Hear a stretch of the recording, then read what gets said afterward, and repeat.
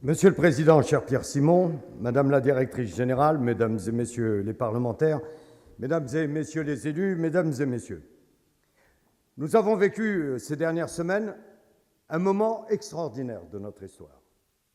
La métropole du Grand Paris, c'est l'histoire d'un projet qui redonne ses lettres de noblesse à l'idée même de la politique.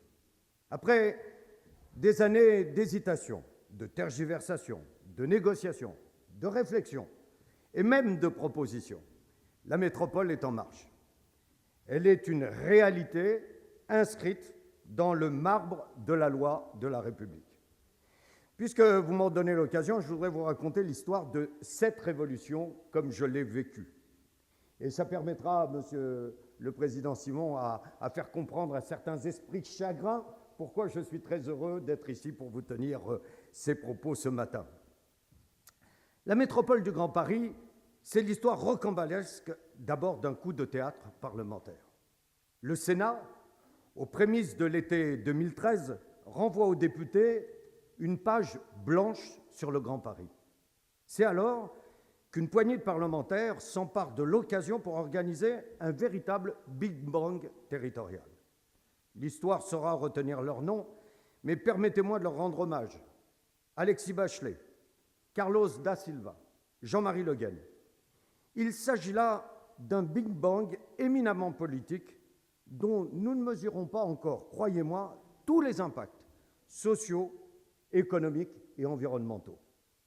Les premiers temps, l'effet de surprise a pu froisser quelques sensibilités. Mais demain, ce sont les habitants qui nous remercieront. Pourquoi le président de l'Assemblée nationale que je suis attache-t-il tant d'importance au Grand Paris?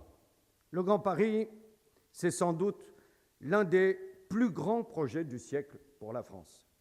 Les lois de fer ont été un grand pas au XXe siècle. La révolution métropolitaine sera le pas de géant du XXIe siècle. Le Grand Paris, ce n'est pas un machin, c'est un projet de société. C'est l'incarnation du vivre ensemble. Le Grand Paris, ce n'est pas Paris en plus grand, c'est plus grand que Paris. Une capitale pour la France du Nouveau Monde. Rendez-vous compte, cette métropole concernera directement la vie de 6,5 millions d'habitants, plus que la population du Danemark. Elle modifiera le quotidien de près de 4 millions d'employés dans la petite couronne. Au-delà, et j'y tiens particulièrement, elle devra appartenir à tous les Franciliens, à tous les Français, à tous les amoureux de la France. La métropole du Grand Paris, ce n'est pas la mise en concurrence de 4 départements qui la composent. Nos concurrents sont Londres, Berlin, mais également New York, Shanghai, Bombay ou Sao Paulo. La force du Grand Paris sera de trouver dans ce concert des grandes métropoles ce qui la distingue de ses cousines. Le Grand Paris, c'est le Paris d'une métropole solide et solidaire. C'est faire en sorte que 130 villes et leurs représentants regardent dans la même direction. Et pour y arriver, nous aurons besoin de toutes les énergies économiques, financières, éducatives, citoyennes et politiques. Mesdames et messieurs, ce Big Bang du 23 juillet 2013 et la promulgation le 27 janvier dernier de la loi de modernisation de l'action publique territoriale et d'affirmation des métropoles avec l'approbation sans réserve du Conseil constitutionnel ne sont pas sortis de nulle part.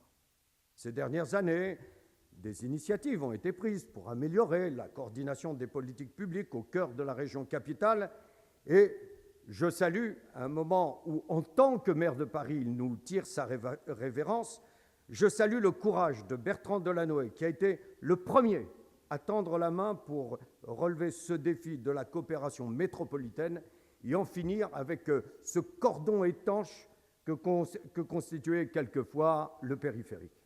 Nous avons avancé depuis.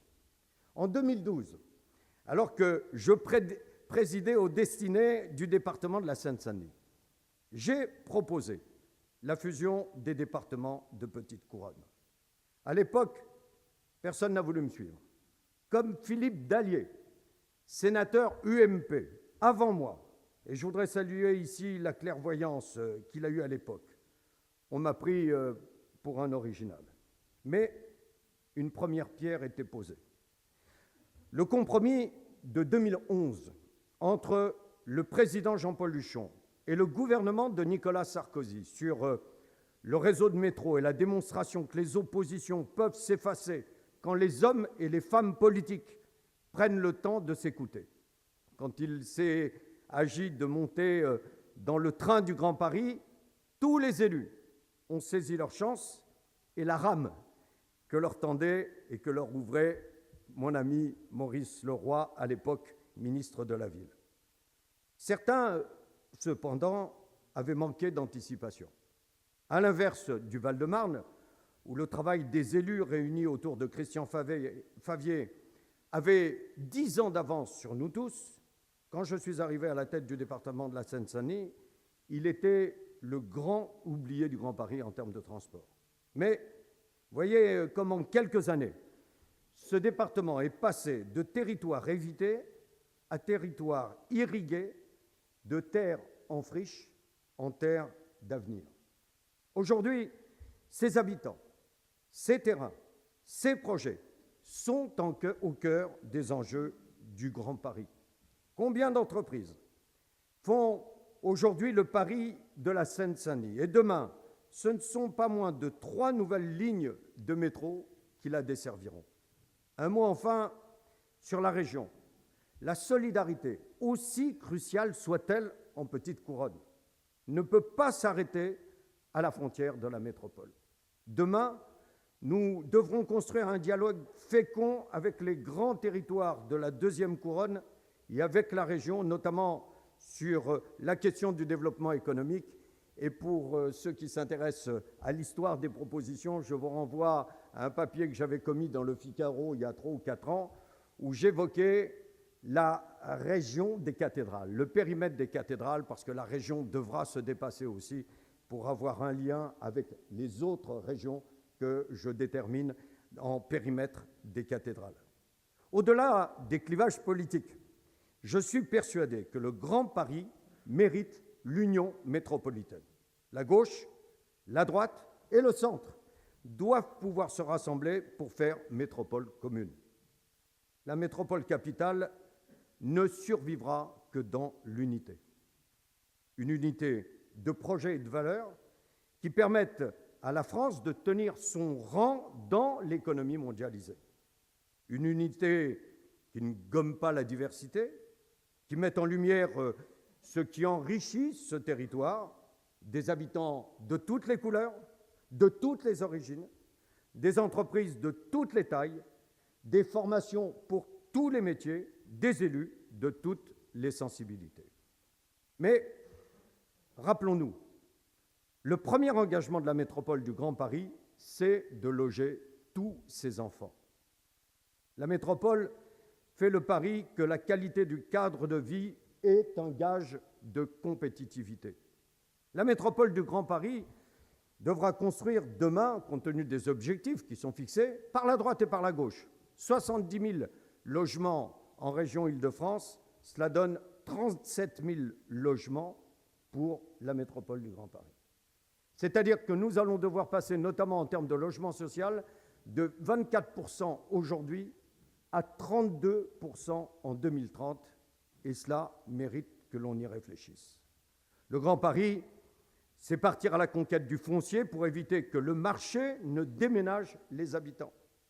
Pendant que nous colloquons, pendant que nous discutons, pendant que nous nous divisons ou nous nous rassemblons, la main invisible du marché, pour reprendre cette expression, déménage, elle, la région Île-de-France, sans attendre forcément nos conclusions. La ségrégation sociale, résultat, est grandissante.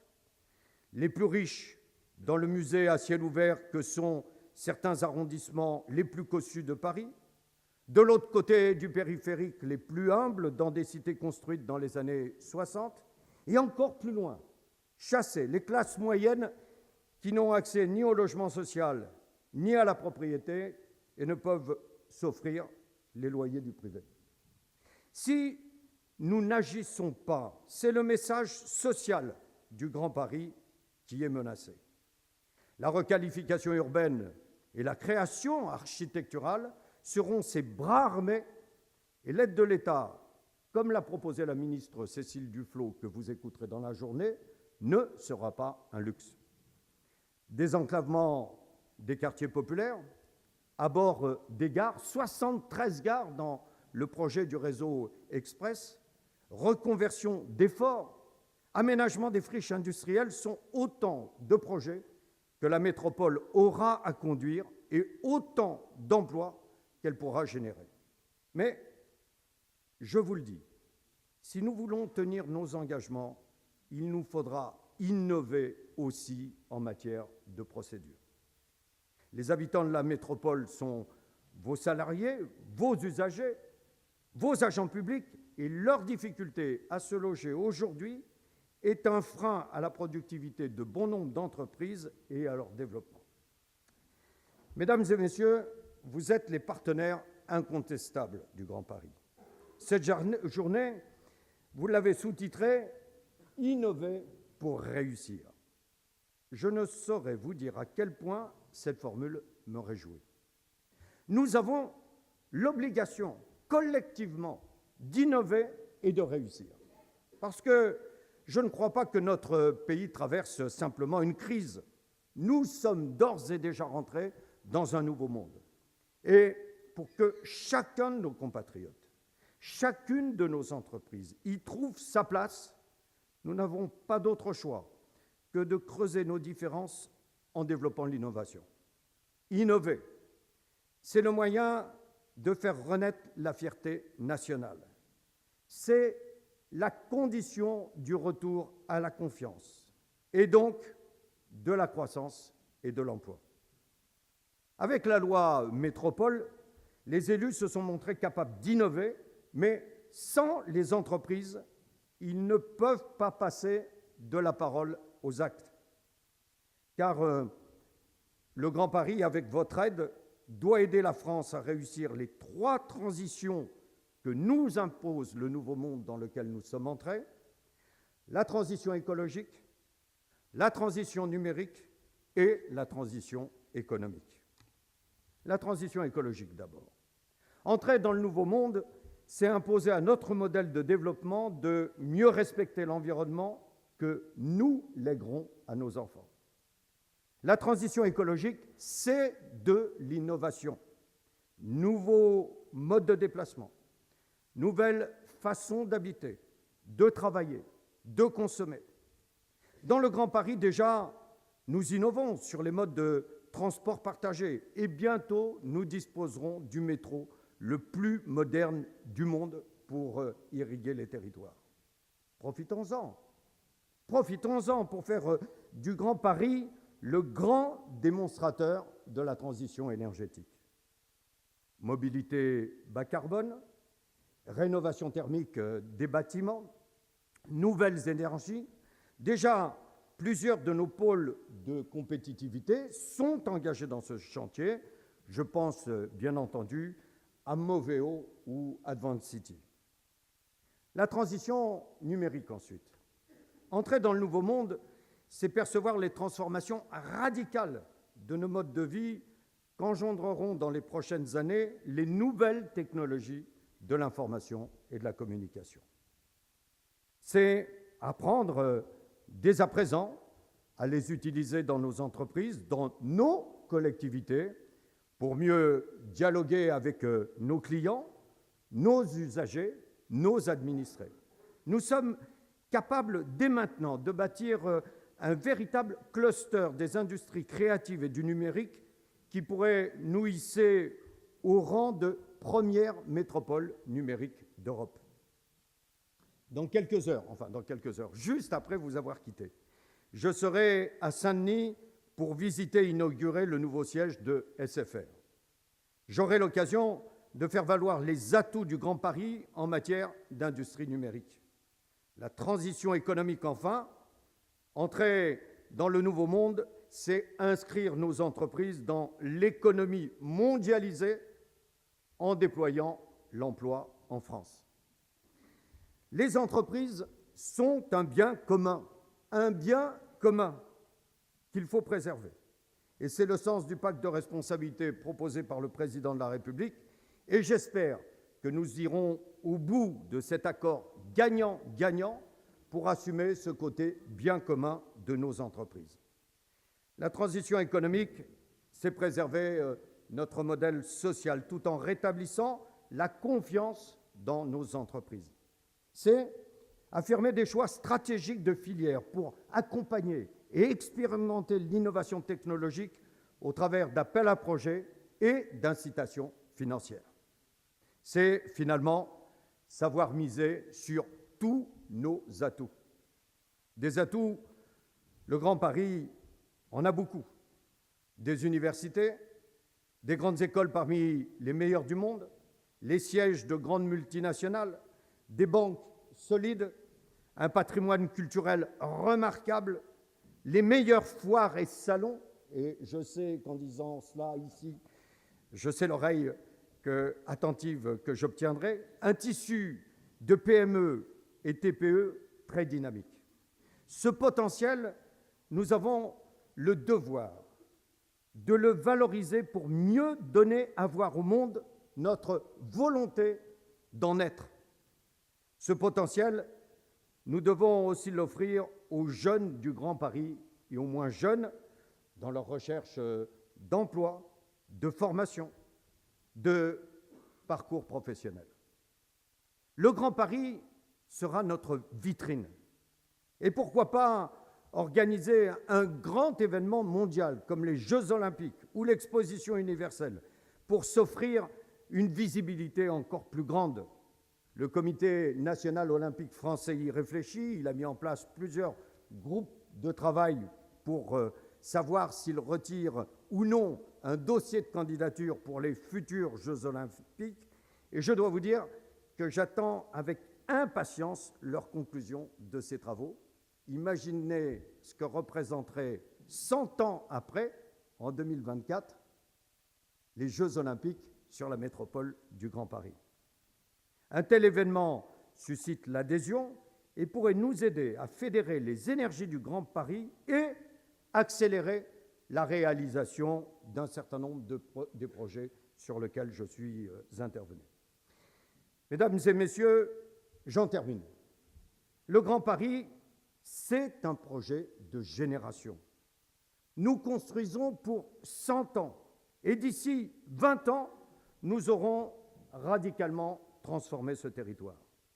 Le grand métro, les contrats de développement territoriaux, ce sont des projets qui nous inscrivent dans le temps long. 20 ans.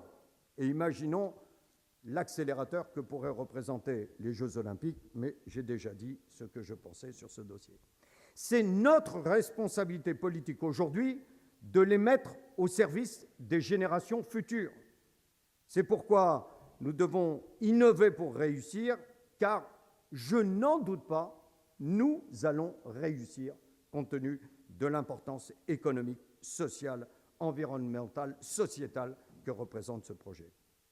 Réussir le Grand Paris, alors que de difficiles étapes nous attendent pour bâtir cette nouvelle collectivité, c'est montrer que la France peut se réformer. Réussir, c'est nous prouver, à nous d'abord et aux autres, que nous pouvons aborder ce nouveau monde sereinement et avec enthousiasme. Enthousiasme. Un projet comme celui-là n'existera pas si nous retombons dans les formules traditionnelles, les procédures traditionnelles et les enquêtes traditionnelles. Réussir, c'est montrer à nos enfants qu'ils ne seront pas sacrifiés. Ayons confiance dans notre capacité à réussir et donnons-nous-en les moyens.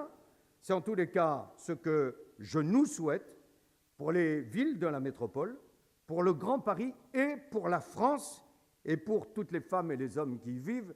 Mesdames et messieurs, cela aussi, il va falloir réussir à faire passer ce message. en évoquant la part du PIB de la métropole du Grand Paris dans la région Île-de-France, en évoquant le PIB de la région Île-de-France, nous ne parlons pas simplement pour les franciliens. Nous parlons de la porte d'entrée sur le territoire national. Nous parlons du PIB des autres régions de France. Nous parlons de la place de la France dans le monde, parce qu'on le voyait bien pour tout investisseur international aujourd'hui, avant de se poser la question s'il ira sur une des 12 autres métropoles, je n'en citerai aucune pour ne pas faire de jaloux ou de blessés, il se posera la question de savoir, est-ce que ça vaut le coup d'arriver à Paris? Quels sont les services que je peux y trouver? Quelles sont les qualités et la formation des femmes et des hommes que je peux y trouver? Quel est le message que cela peut représenter pour ma communication internationale? Bref, de la réussite de ce projet que je viens de vous présenter dépend aussi une part de l'augmentation de notre richesse nationale et du renforcement de notre modèle national. Il ne reste plus qu'à travailler. Merci.